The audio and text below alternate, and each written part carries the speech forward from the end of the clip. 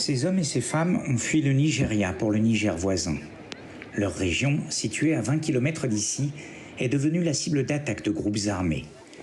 Les ONG sur place considèrent que plus de 30 000 Nigérians auraient quitté le pays ces 2 derniers mois. Des camps montés en urgence pour accueillir toujours plus de réfugiés. Chaque minute, dans le monde, 20 personnes doivent tout abandonner pour échapper au pire.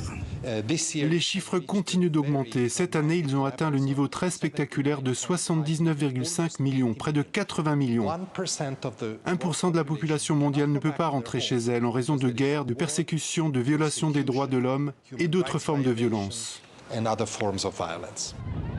Selon le Haut Commissariat aux réfugiés, 26 millions de personnes ont trouvé refuge dans un autre pays, alors que près de 46 millions de personnes ont fui vers d'autres régions de leur propre pays, auxquelles s'ajoutent des demandeurs d'asile et des Vénézuéliens ayant fui leur patrie.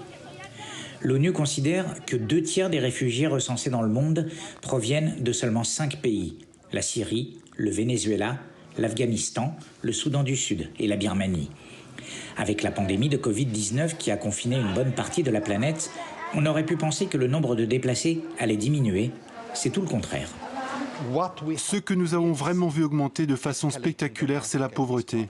Le confinement élimine le type d'économie dont dépendent ces populations, l'économie informelle, les salaires journaliers, les petits revenus très fragiles qui dépendent de ce type d'emploi.